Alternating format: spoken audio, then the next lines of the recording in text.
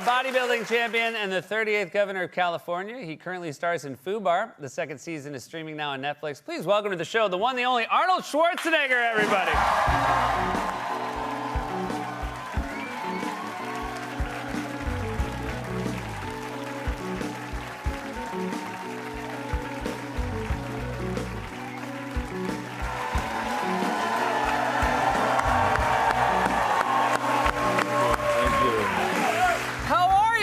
Oh, it's just terrific. Thank you. Happy, how can I do bad after this kind of an applause? Right? It's the love of people. We're happy you're here. Happy belated Father's Day. I would imagine one of the nicest things on Father's Day is to be proud of your children. Your son Patrick had one heck of the year on White Lotus. Yeah, I think all of my kids are fantastic. I'm really proud of them, and Patrick just blew it out of the water. I mean, it was like really amazing what he did on White Lotus and the amount of attention he's getting now. I mean, you know, it's crazy how all the people that came up to me in the gym before then it says, Arnold, okay, get in touch with me, and they gave me their cards and all this stuff, especially girls. Yeah. And now, as soon as White Lotus came out, this girl comes up to me and says, here's this card, here's my contact. And I said, well, thank you. No, not for you, for Patrick. Yeah. So it's the worst thing. Once they find out there's a younger version of you walking around, you're over. Now everything changed. Everything is about Patrick. You know? You did a wonderful, I highly recommend people watch it. Variety does these videos where two actors talk, and you did one with Patrick, and it was lovely to watch you guys talk about the craft that you both sort of have for a profession. But during it, you referred to his weenie from White Lotus, and Patrick himself was taken aback and said, "Who the heck says weenie?" Excuse me. Well, I do. Yeah, obviously. Yeah, because, I'm surprised. I'm surprised he didn't know that until then. Yeah. No, but I mean that's in the '70s. That's what you said. You know, but I mean, maybe today they call it something else. I don't know. What do they call it now? Weenie still works. It still works, right? Yeah. Weenie still works. Speaking of the '70s, so. Pumping Iron, 1977. This is a documentary about bodybuilding. I did not realize you had shot the film. The producers did not have the money to edit the film. And so you actually did what was amounted to an art installation at the Whitney, where this was a bodybuilding show at a New York City museum, which is an incredibly cool thing to have done. It must have felt very novel at the time as well. Well, it was. I mean, it would be, even today, it would be kind of unusual. Yeah.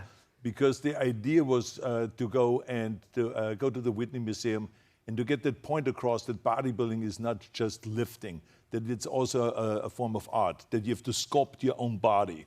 And so we invited 10 of the art historians in America to come to the Whitney Museum and to have this discussion and this debate over what's the difference between a bodybuilder sculpting his body or Michelangelo or Leonardo da Vinci sculpting and chiseling away and all this. And so it was a very great discussion, got a lot of media attention, and it helped us raise the additional money that we needed for Pumping Iron to finish the documentary on bodybuilding. You also started a friendship that day with someone who was in the audience, Andy Warhol.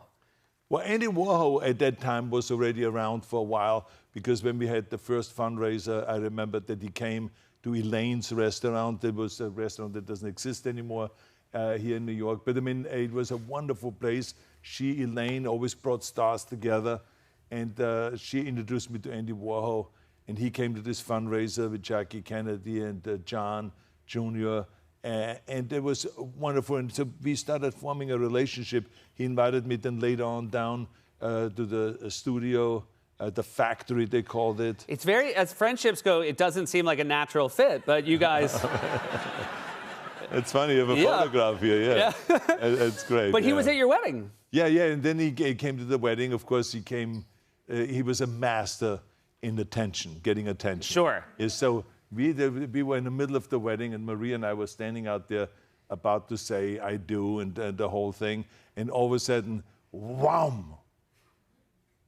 And everyone turned around, and there was Andy Warhol opening up the doors in the back of the church with Grace Jones. Oh my gosh! With Grace Jones. What a plus one! I'm telling you. So they both were standing there in a silhouette, and you know they did the whole drama. They kept the door open, And so you could look at it, and you saw the silhouette, but you couldn't quite identify. And then all of a sudden the doors closed, and they came up the aisle, slowly walking up the aisle, and then sitting down in the front. It was like absolutely fantastic. I got to be honest. I would think it'd be hard to steal your thunder at a wedding like that, but it sounds like they maybe did. He did. I mean, absolutely. He was a professional in that. And this is why I liked hanging out with him, because he knew so much about how to kind of make his art, not just art, but make himself famous and therefore make his art famous. And so I learned about marketing and about how to use the media in this way and how to promote your art and all of this stuff. He was fantastic, a really great, great character. What a fan. I mean, I wish I had been lucky enough to meet him. There's one of my favorite movies is a Robert Altman film called The Long Goodbye with Elliot Gould. And, you know, I remember when I first watched it, obviously he was here, but this is before Pumping Iron. And it's so funny because this is one of your second film role, I guess. There you are, unbilled. And it's so funny because it's like a very small role, and you know, blink if you missed it. But if you watch it in today's day and age, you're like, oh my God, that's Arnold Schwarzenegger in the background. Right, right. Well, how did this come about? Well, a friend of mine in the gym, Gold's Gym was always the place. A lot of stuff happened for you in the gym. Oh yeah. A lot of stuff happened in the gym.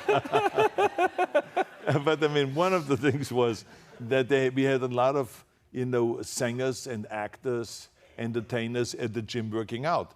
And one of them was working on this movie. And he said to me the day before, in the evening, he said, do you want to come tomorrow on the set? Robert Altman is directing, you know, and you know, I'm one of the actors in there. And I said, sure, I come with you. And so I came with him on the set, and the next thing I know is he comes to me and he says, well, we decided that we should have you in this scene.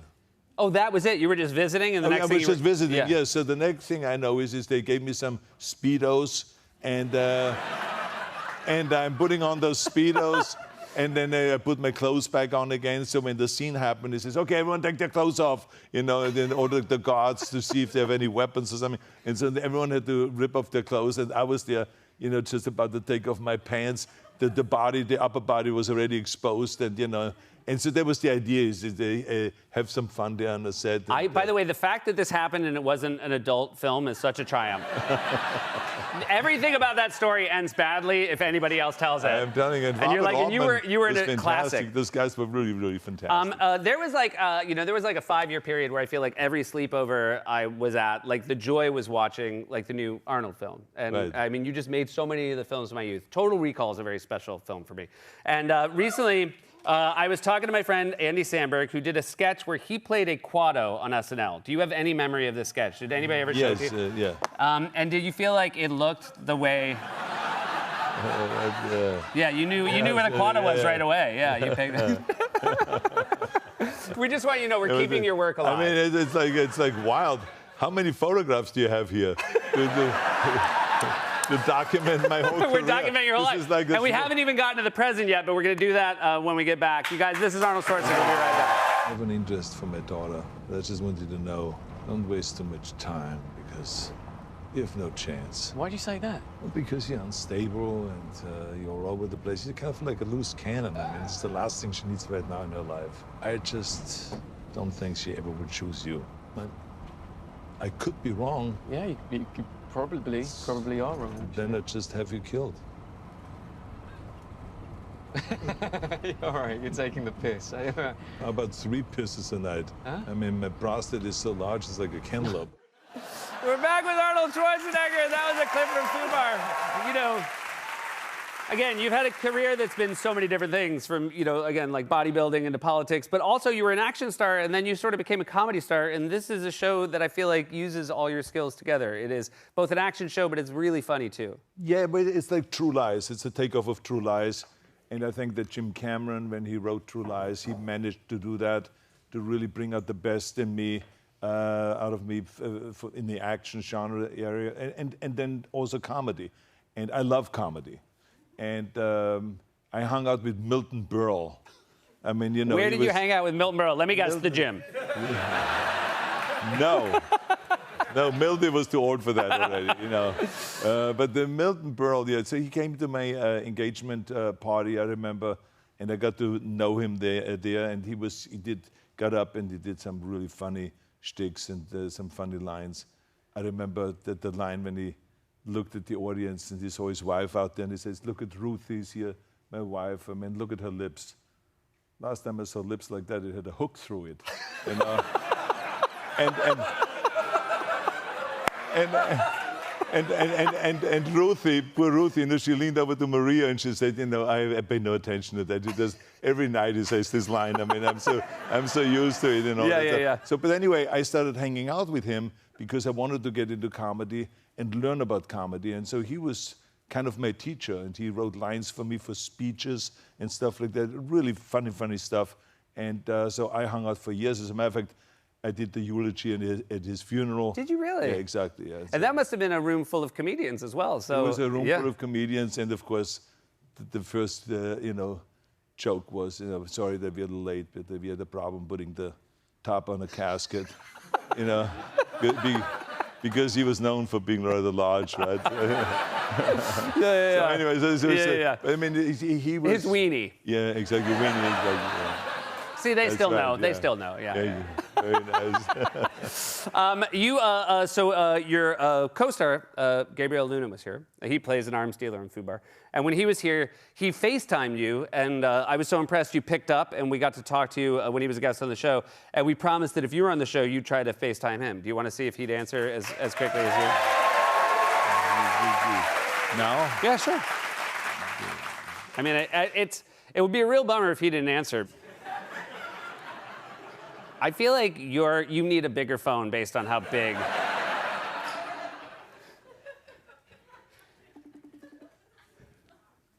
Let's see. Oh, there he is. Gabriel Luna.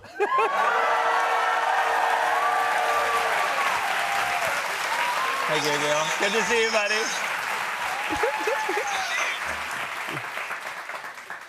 So, how much did you enjoy Fubar, watching the whole show? Well, the ghost of Boros seems to be kind of permeating through the beginning of the season. So everyone go back and watch season 1. Okay. And then you have to watch all 8 episodes because I just finished them 2 nights ago. And I don't want to ruin it, man, but there's a hint. I'll give you a hint. Oktoberfest, that last episode. I'll just say Oktoberfest. All right. No one knows what that means right now, but it's a fantastic scene. Well, don't give it away. I mean, please don't spoil it because I want people to watch it. Okay? Let's give him a big hand. Come on now. Thank you, Gabriel. Hasta la vista, baby. You guys, that's Arnold Schwarzenegger, and that was Gabriel Luna. The second season of Fubar is streaming on Netflix. We'll be right back with Barry Diller.